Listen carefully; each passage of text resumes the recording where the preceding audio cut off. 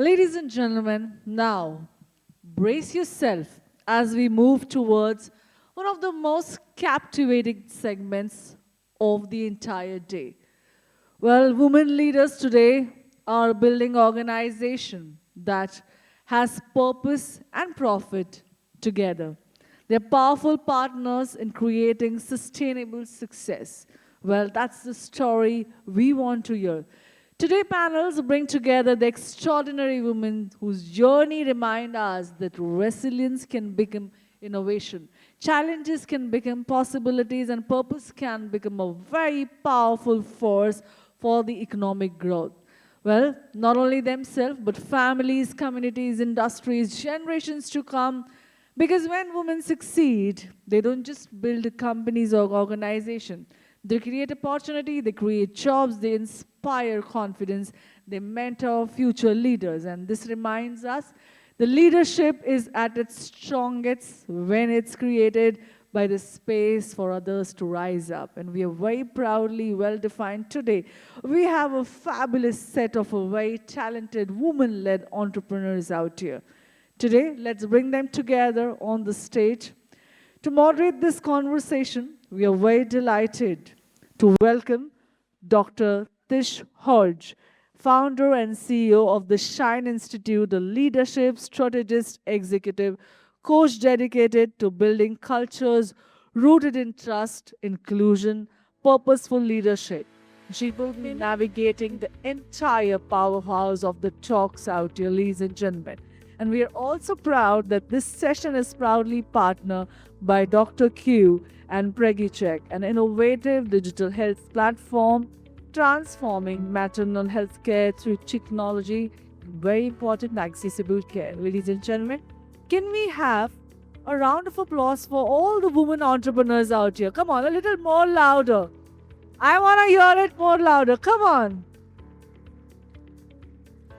Well, it's truly, what if I told you that one of the greatest economic revolution of, our time or our generation isn't just happening only and only because of technology. It is because women who have dared to be different, women who have thought out of box, women who have put forward the courage, and it's that time that they have made sure that their ideas, their perspectives, their passion also deserve a marketplace. So kudos to all the women entrepreneurs out here.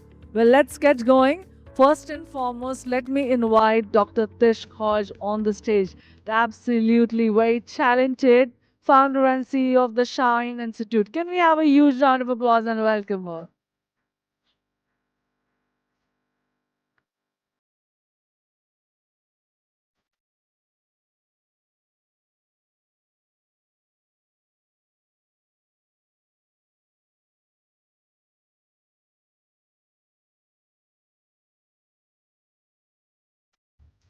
Well, Dr. Tish, you look so absolutely gorgeous, and let's have this meaningful conversation. Let me invite our esteemed panelist, I will say, a pioneering fertility specialist, a founder of South Africa's first female owned fertility center. Dr. Q is transforming maternal healthcare globally through her digital health platform, Preggie Check. Ladies and gentlemen, please join me in welcoming Dr. Q on the stage, please. Women and men in the house, I need all the powerful claps. Come on. Yes.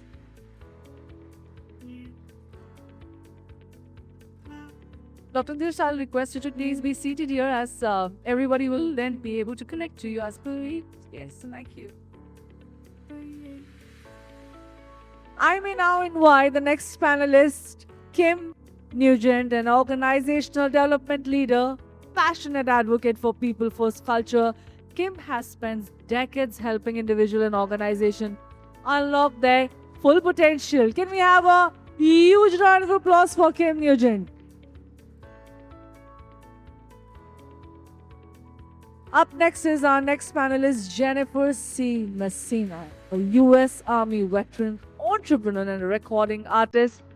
Jennifer's journey is a powerful example of resilience, authenticity, and purpose-driven leadership and approach. Up next is the next panelist, Ila Priya Karan, founder of Impact S Advisory, host of the Impact Edge podcast. Ila helps organizations navigate growth, innovation, transformation while keeping people at the center of the progress. Can we have a huge round of applause for Ila Priya Karan?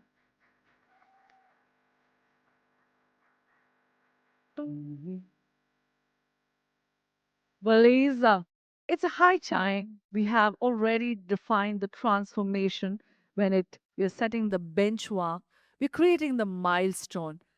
It's high time that women also come forward, let the entrepreneurship and organization and the communities to scale at the same time, make sure that we are living a proper, perfect impact. Can we have a huge round of applause for the very impactful leaders on the stage? Come on, let's bring it on. Thank you. We are truly defined by the purpose out here. Thank you. Over to you, Dr. Dish.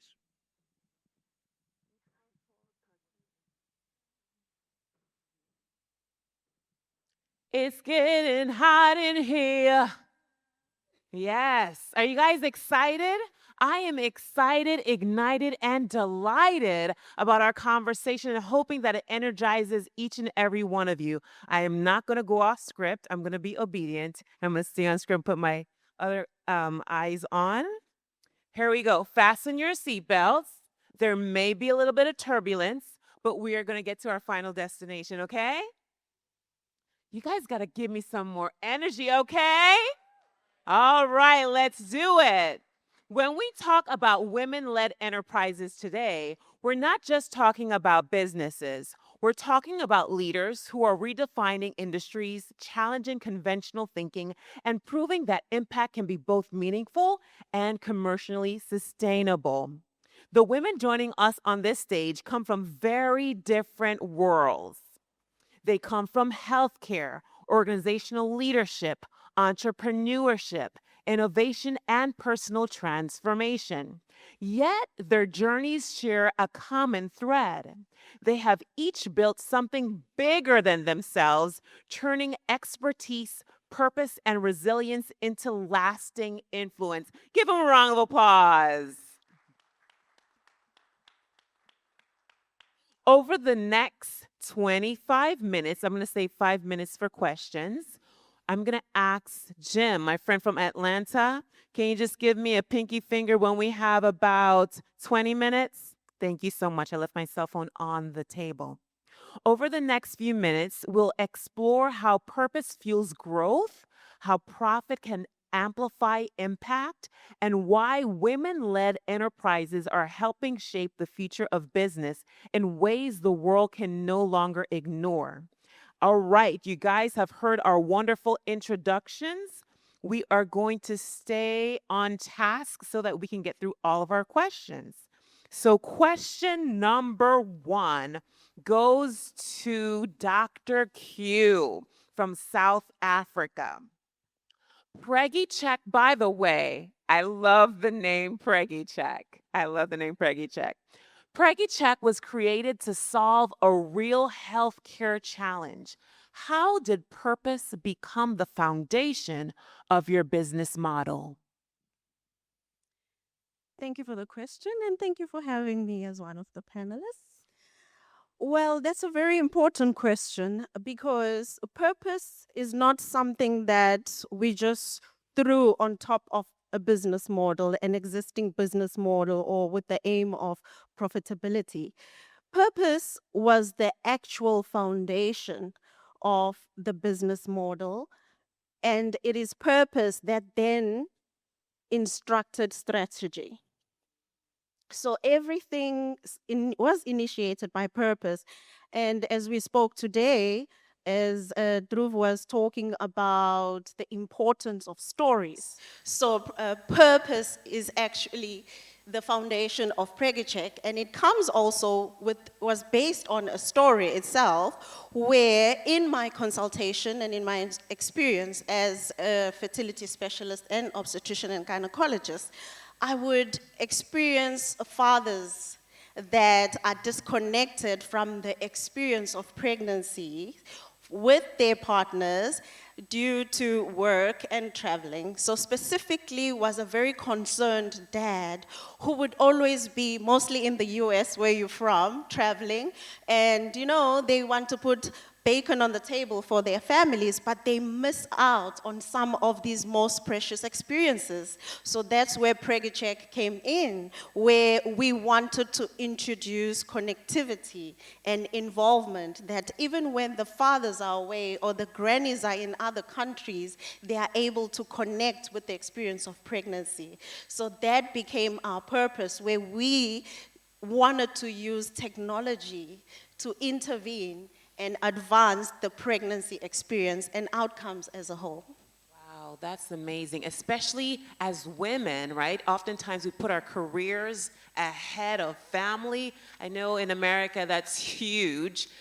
In the benefits world, total rewards, we talked about that, where individuals are freezing eggs, a whole different world from back in the 1980s, right? We've literally moved from Flintstones to the Jetsons. So kudos to you in creating an environment where the family is still the focus. Wonderful. Cheers to Preggie Check. Yes. My next question goes to Ms. Kim Nugent. And that question is, in healthcare, success isn't always measured in revenue. How do you define organizational success in healthcare? So we actually measure our success by impact and not income. And what I mean by that, to give you some context, is Harris Health System is the safety net hospital system in Harris County, Texas. And we serve people who are uninsured or underinsured. And people come to us, but they get the kind of equitable care regardless of whether they can pay. It's one of the most exciting times actually to be in the system itself. We also measure success by teams feeling listened to, like they matter, and they work in a psychologically safe environment. Another aspect of that is we actually have something that maybe most healthcare places don't have, which is we have patient family advocacy groups that tell us the impact of their family members in terms of getting the services that we provide. And we continue to measure our success like every other KPI that you probably have out there, but everything that starts at Harris Health starts with mission. Wow, wow, and wow. I mean, especially we're both from the US, and in our country, we have to pay for healthcare as opposed to some other countries. Healthcare is free, so kudos to your organization. That's outstanding. Give her another round of applause. All right, to my fellow pageant sister with the bling bling, that is Jennifer. Jennifer, today's entrepreneurs are expected to create both economic and social value. How have this expectation changed the way business operate? I can read it again. Read it one more time. I'm Yes. still jet lagged. Yes. Today's entrepreneurs like you and I are expected to create economic, meaning money, financial, work opportunities, and social value, giving back, making sure that we have a purpose, that we are focused on a mission. How has this expectation changed the way the business operates? And I'm going to try with a lead. I used to be a director of human resources for Hilton Worldwide. Shout out to Hilton Worldwide. Hilton Worldwide was listed as one of the greatest places to work in the USA. Why? Because it didn't matter if you were a C-suite executive or a housekeeper.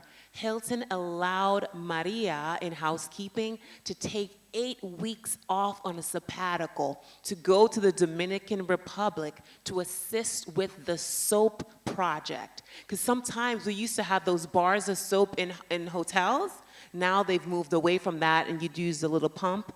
But when we had the soaps, we would sterilize the soaps and take it to other countries who needed soap. So we were also providing accommodations for people who needed to stay, but also we were purpose-driven by having a mission for our employees at all levels. So that's how Hilton was both economic as well as purpose-driven. How has that changed in your world?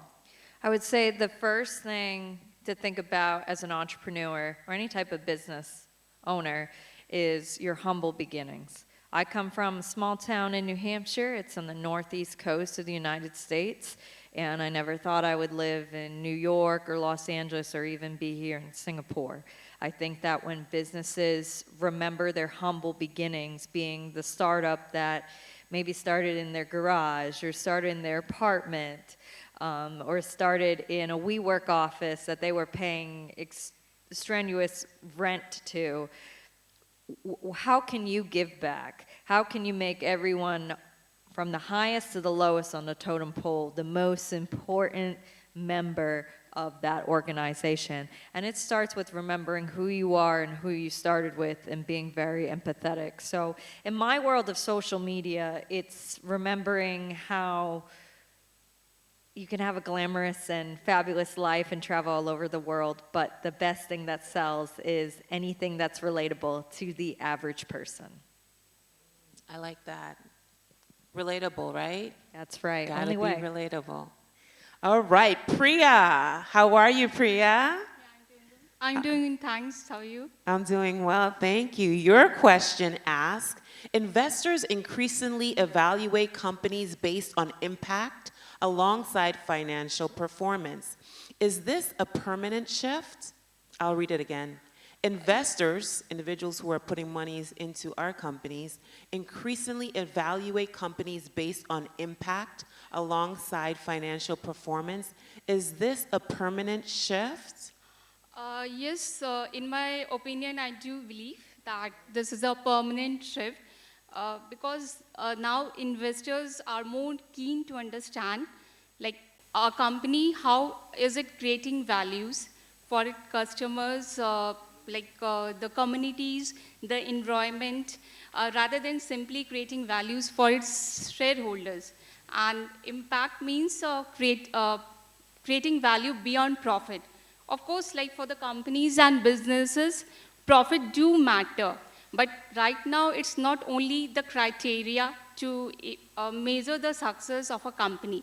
So how a company is able to empower communities, do work for the environment, support its employees, that also are adding value or are a driver of long-term business impact, right? So of course now investors are looking at how these factors are influencing our company's growth or how these factors are drivers of long-term business growth, right? So of course I think this, in my opinion, this is a permanent shift.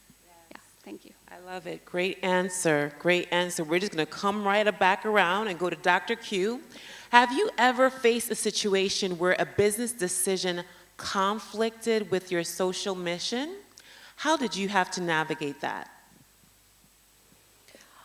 I think it's a common scenario in most enterprises where a decision needs to be made, and in some instances you find that most people will then look at success being measured by profit.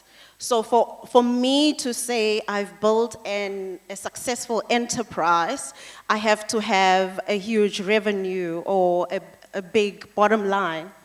But then when you look back to check how did you get there, then comes that conflict where then purpose was lost along the way towards success. So I think when a business is conflicted with such, we need to then go back to the bottom line or to the beginning as to say, why was this enterprise initiated in the first place?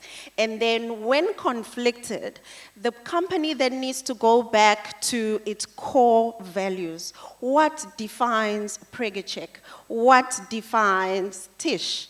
What defines the enterprise? And are we still being ethical in making this decision? Are we still being inclusive? Are we still making an impact and not just focusing on profits? And I think that is what is important when conflicted with such decisions. And thank you. I want to shout out the doctor who talked about trust. In my experience, you can have it all and not have it all. So it goes back to the bottom line, right? It's okay to have a good bottom line, but if you are not in compliance, if you have broken every law and have bodies in the back of the building, that's an issue. Yeah, So, can you sleep at night? yes, you have to have trust, you have to have integrity with your leadership. Great job. Miss Nugent, what lessons can private sector businesses learn from mission-driven healthcare organizations? So the first thing is mission is really a performance multiplier. And so it starts with our employees being totally engaged as well as being held accountable. And we've been conducting stay interviews for many, many years, and the number one reason they stay is because of our mission.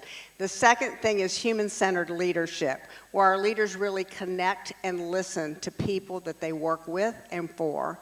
And then finally, our culture. We've been on a cultural transformation for many years, and our differentiator is leading with love. Oh my gosh, did you read my article on Forbes, Leading with Love? Yes, that's all that I'm about, right? People don't care what you know until they know how much you care. So kudos to your organization for that. My sister from Hollywood, let's see what question is coming your way.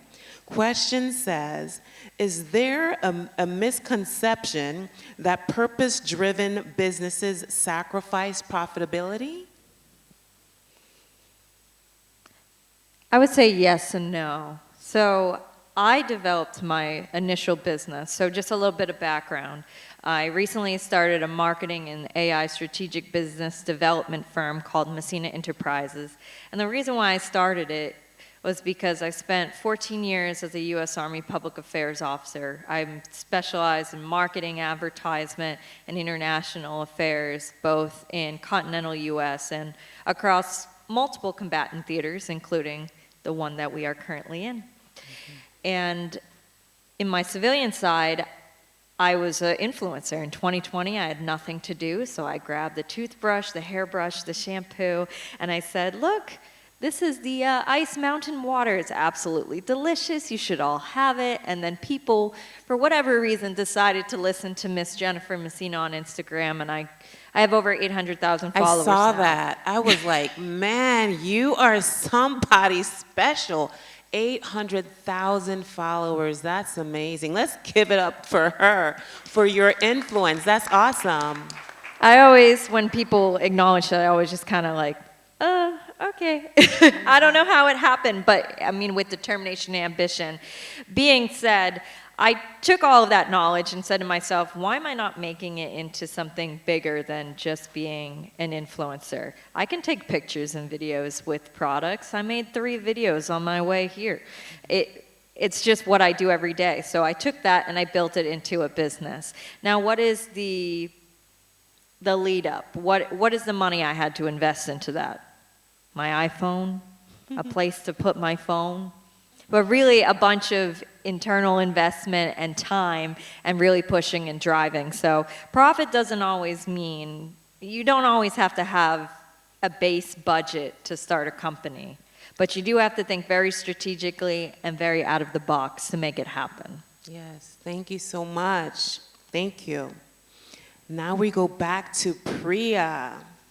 How can leaders ensure that purpose becomes part of corporate strategy rather than a branding exercise? Because oftentimes, in my experience as head of human resources, and sometimes why I choose to gracefully bow out, is that the brand, the story, the commercials that are told is not the norm culture that's within the organization. So why is it important to be authentic with the core values and not have undercurrent culture?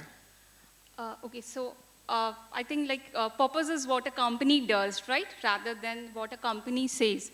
So in order to embed purpose as part of a corporate strategy, purpose should be, the leadership should embrace purpose as part of the daily decision process, okay? Not simply as a mission statement that, okay, this has to be done or that has to be done.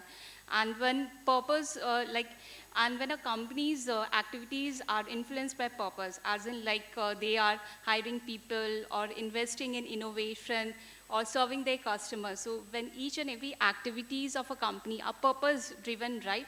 Then of course, usually the profit will flow, right? And it will create a positive impact for the company also.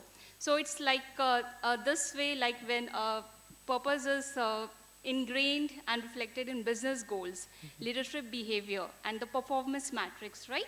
So then the purpose becomes like part of a company's DNA rather than simply a branding exercise. So I think then the purpose is reflected, visible in company's culture, the employees, the customer experience, and how they are serving their customers, right? So I think this is how a company can incorporate purpose into the company's DNA.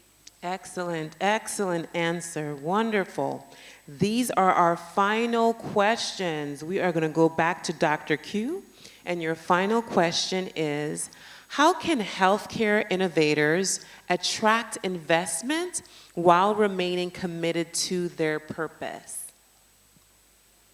Okay, I think when we are looking for investors, it's more like trying to attract.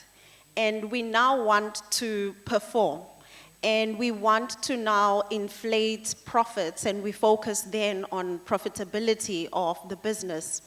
But I think we're coming into an era where investors are now able to realize that a successful business is not just a business with a huge bottom line, but it's about the impact that the company has on its society. It's about the change that it's able to bring about. It's about the systems that the enterprise is building.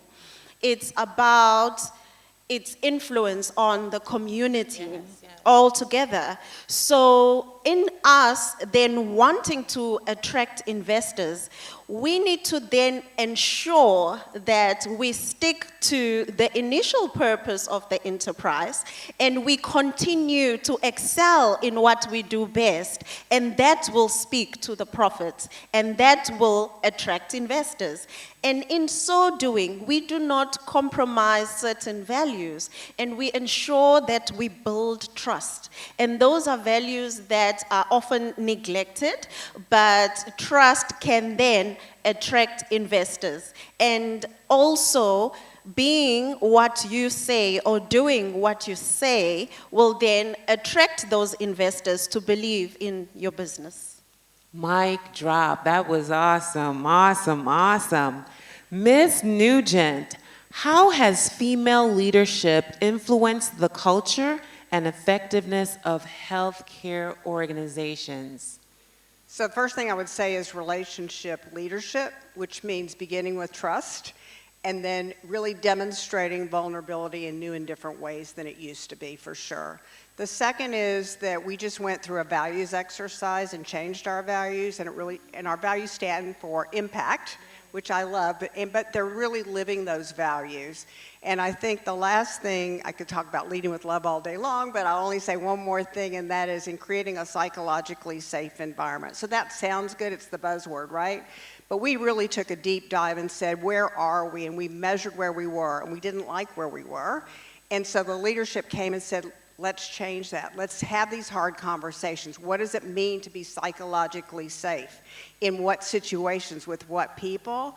And we've made tremendous progress in that area, and I'm very proud of the work specifically. And then the last thing is, because our women leaders in particular were really concerned about the future, they have a very robust succession planning program that goes across every single entity.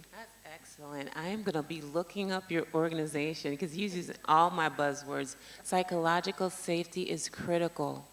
It is critical. It starts in the home, right? So someone is crossing the threshold, they're going to work, and they're there, but they're not there. And then if they're having joy or happiness and they come in the space, and there's a bully at the water cooler, you know, it just continues to drain. So kudos to your organization for making sure that it's a safe space for everyone and not those that only at the top. Thank you. Jenny, what advice would you give to women entrepreneurs trying to build businesses that matter, not just businesses that scale? Well, the first thing it starts with is having confidence in yourself, and that could be for anyone of any gender. I think I look at myself as when I was 17 years old, I enlisted in the U.S. Army. I didn't know a single thing about fighting wars or doing a push-up. I was a pageant girl, very dainty, and 90 pounds. And from that, I learned as long as I apply myself, I play the game with integrity, I can accomplish any mission I want. That's not going to stop me. Just because I'm working in a male-dominant world as a woman, I'm a woman. I'm a powerful, emotionally driven character in this world. And people have to believe in your story. We talked about this at the beginning of the opening ceremonies. Your story is what sells the business. Yes. So that's where the profit comes in. Someone believes in you, someone loves you enough to invest, but also sees that your business plan is successful and has potential, but they're really investing in you and your story. Yes, that's why presentation is critical. You are what you sell. Great job. And last but definitely not least, Priya, your question asked, how do you see women leaders influencing the future of responsible business globally? I think women are already shaping responsible business globally, right? And right now we have a women panelist, and we are discussing the business aspects, right? And nowadays, of course, the women are leading across industries with resilience, innovation, accountability, and creating a positive impact on the business, right? So, and it's not like merely for women and inclusive diversity, we take women's, right? It's because of the value the women brings in, right? And the different perspectives they bring in, and it helps in shaping the informed decisions for the company, and which helps to drive the longer business growth or creating impact, sustainable society, right? So it's more like, so women leaders are helping to create stronger businesses, stronger economies, and I think a more sustainable world. Yes, one day we're going to have a female president of the United States of America. I'm claiming it. I'm claiming it. And so this is the final question for everyone has the same question. And it reads, imagine that we are in 2035. We're in 2035. What will define the most successful women-led enterprises of the future?